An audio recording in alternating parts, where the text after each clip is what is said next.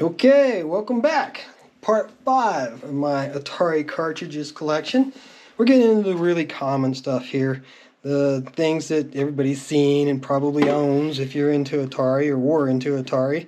Asteroids. This one definitely got a lot of play time. And how about Space Invaders? I'm sure you've all seen this one before. Once or twice, right? But still want to document them. I still want to show them off. But like I said, most of these here in this 5th part of this video series is going to be very common ones that you've seen or can easily pick up. These are the ones that almost every time you see a system for sale, they're in there. Now, maybe not so much true of this one, Moon Patrol. It's well known. It was a great arcade game, but it might not be quite as common as some of these other ones. Definitely not as common as, say, Phoenix, which you see all the time. And, you know, it's because those games were great. Those games were really popular. There's a lot of copies of them floating around out there. So, you know, obviously, if there's a lot of copies and they sold a lot of copies, you're going to see a lot of copies. And you do. These are, like I said, the regular ones that's just common every day.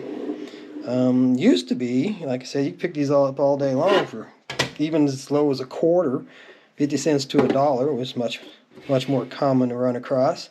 But I was down at the Brass Armadillo the other day, and I did not see a single Atari cartridge in that store for less than $5. And condition wasn't a driving factor on that.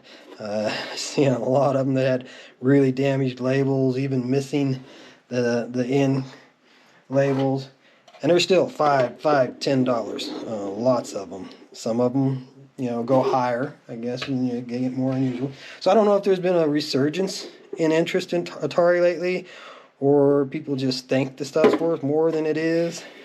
But Crystal Castles, yeah, I love this one too. This was also a arcade port. Played a lot of it. Had the rolling ball. It was a fun game to play in the arcade. Berserk, yeah, loved that game in the arcades as well. Played it quite a bit of Berserk. And then we've got Defender. And for the life of me, for some reason right now, I can't remember what the sequel to Defender was called, but there was a sequel to it. And I don't believe I have it on the Atari, if it was ever put out on the Atari. But that one got a lot of quarters. Vanguard. Don't remember this one quite as well. But like I said, it's still a fairly common title. You'll see it a lot. Stargate. That was it. That was Defender. Okay, I got those out of order. Stargate was the sequel to Defender.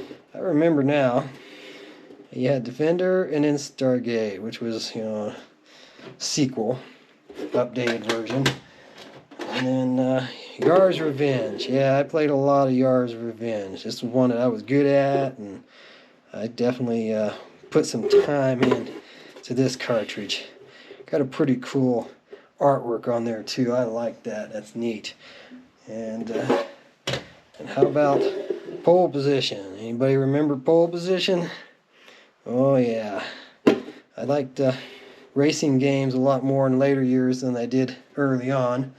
But that was good. And in this one I'm just showing as an example. I picked this one up without really even paying much attention to the cartridge.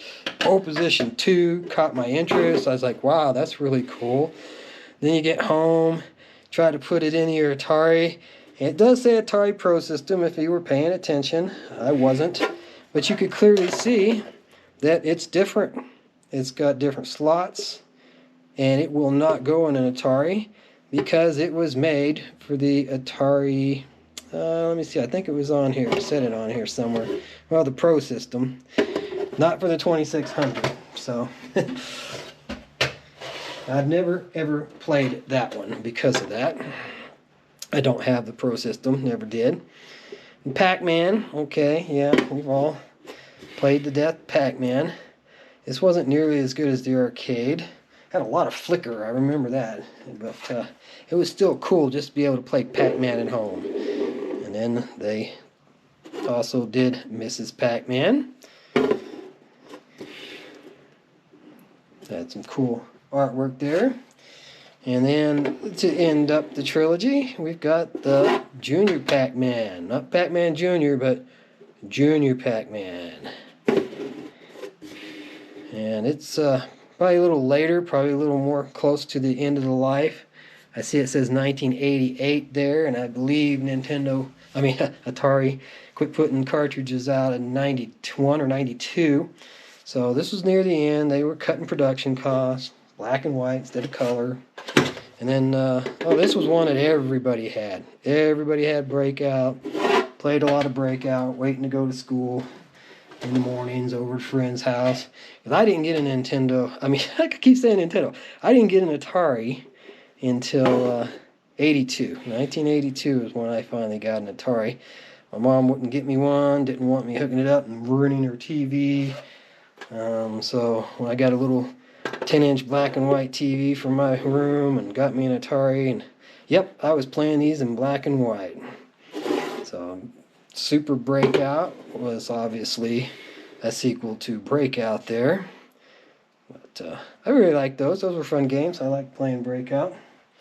So looks like we're out of the really common ones there in that stack. So we'll go back to some more somewhat unusual ones. That's what I've got handy here. And 20th Century Fox. A lot of theirs were movie-based, it seemed. This one, I don't remember any movie called Turmoil, so they were breaking a pattern there for themselves.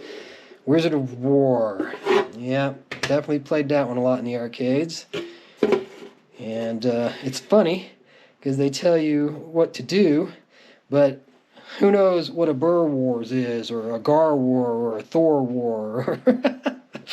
Yeah, and beat the wizard. Well, obviously, at the end, that's probably what you're going to do, is beat the Wizard of War, right? Oh, here we got another Activision cart, which might be a duplicate, but I'm going to cover it here just to make sure that you guys get to see it. And then, oh yes, this one was popular with all the girls. Journey's Escape. Journey was very popular when I was in high school. Don't Stop Believin'. And then, same company put out a title called Bermuda Triangle, which was also, popular in the news and stories in the late 70s, early 80s about the Bermuda Triangle and stuff going missing.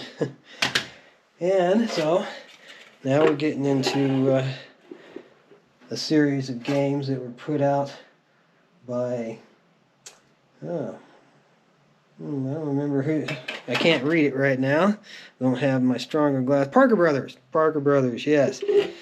All their cartridges had a certain specific style about them too. Popeye, a huge Popeye fan, and love the cartoon, not so much that game, but I was a huge fan of the Popeye cartoon. He was always so annoyed. Olive oil needed saving again. Amador, I would guess, is how you pronounce that. And then, of course, Frogger. Everybody knows Frogger, and there was quite a few knockoffs to Frogger made. And we played a lot of Frogger over the years.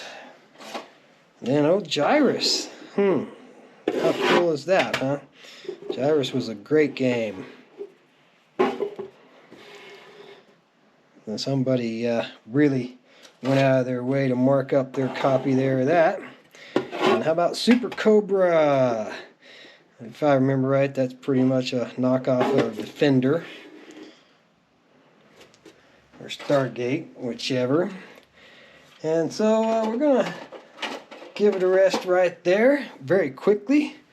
I will gather up the last of what I've got to show you, and we'll be back with part 6.